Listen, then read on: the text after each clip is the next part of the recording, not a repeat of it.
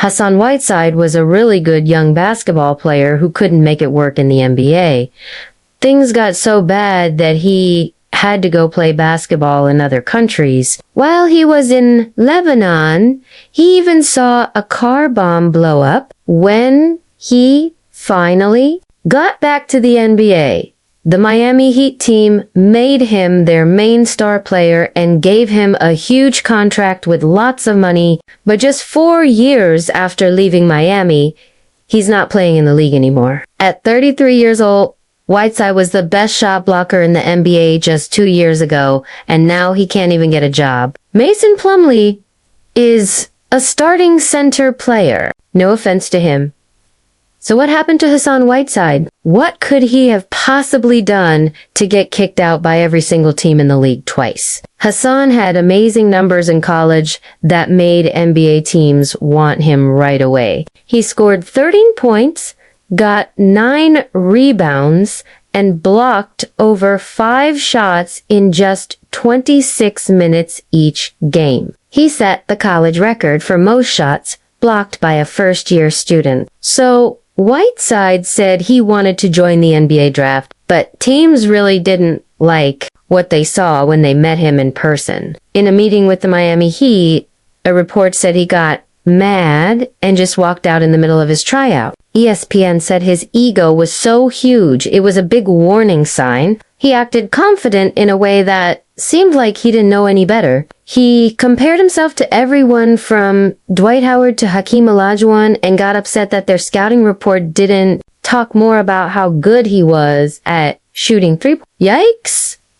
But still, a tall, athletic 7-footer with a 7'7" arm reach is worth taking a chance on. So the Sacramento Kings picked him in the second round in 2010. Hassan only played 19 games in 2 seasons. They sent him to the minor league and then they cut him. Nobody wanted to pick him up. If that wasn't enough to make Hassan Whiteside humble, what happened next would scare anyone. He signed with a team in Lebanon, which is a country near the Mediterranean Sea, that's next to Syria, who had just started having a civil war. The team's security guard carried a big gun, and a car bomb explosion once made him late for a medical checkup he was supposed to have at a hospital. In just his second game of the season, a big fight started in the crowd and the players jumped. In 2,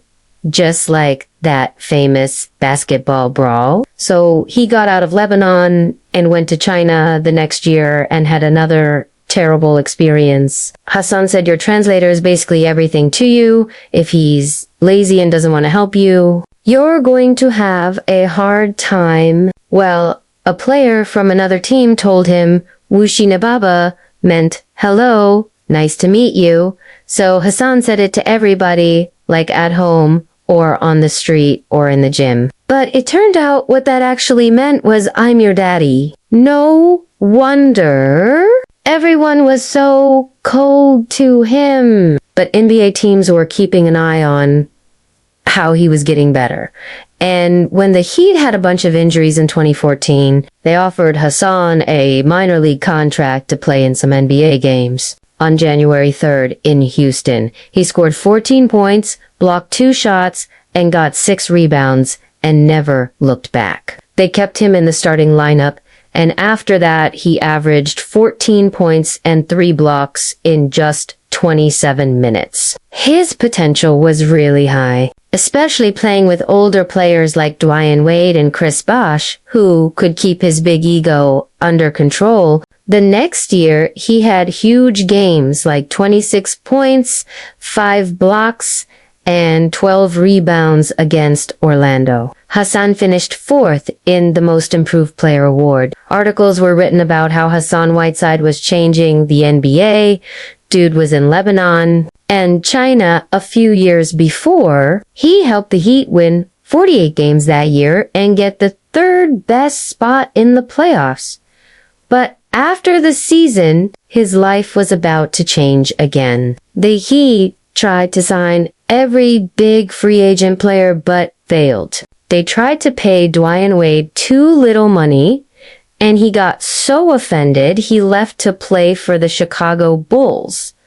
So with a ton of money to spend and Hassan getting big offers from other teams, Pat Riley gave Hassan a 4-year max contract worth almost $100 million. Turns out he really was people's daddy. Dude went from being doubted to playing overseas, but was finally where he belonged.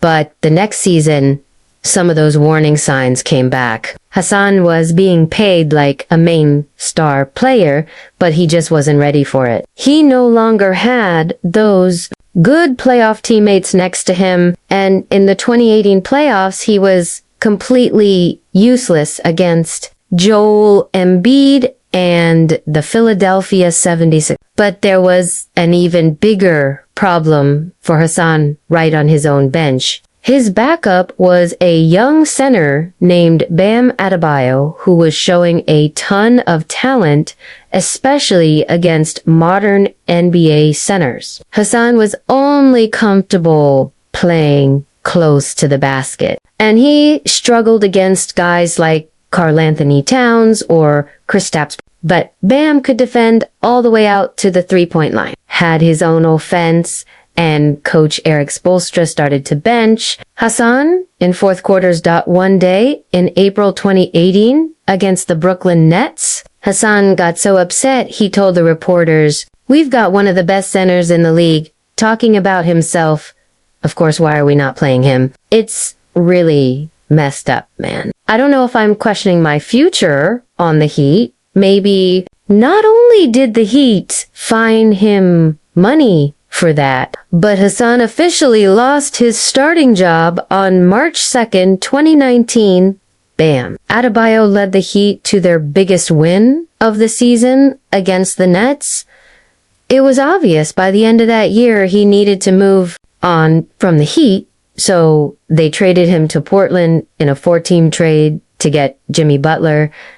Hassan led the NBA in blocks that first year in Portland, but they only made the 8th seed in playoffs and lost in the first round. People were starting to wonder, is Hassan Whiteside really overrated? Every time he faced a big man like Nikola Jokic, Anthony Davis, or Giannis, Hassan would fall apart. Despite getting big numbers in the box score, he was actually bad for defense. In 2020, the NBA coaches voted for Defensive Player of the Year. Guys like Rudy Gobert, Ben Simmons, and Brook Lopez all got votes, but not Hassan Whiteside, despite having better stats. Hassan led the league in blocks and had as many rebounds as the actual Defensive Player of the Year, Rudy Gobert. But when you looked deeper, he was one of the worst players for team defense. Hassan had a 112.2 defensive rating, which is awful. One example of this is a play last year as Gobert's backup in Utah. The ball luckily goes to Hassan, but he just lazily gives it back to the Detroit Pistons. Instead of being mad at himself, he doesn't even care and just lets Hamidou Diallo dunk on him like it's an all-star game. That kind of play made coaches want to pull their hair out, but it's the kind of thing that you might not see in Hassan's box score. But you saw all the time when you're actually watching him play this offseason. The Utah Jazz let Whiteside walk away in free agency and nobody picked him up. He's still in great physical shape, but his skills aren't what teams really need.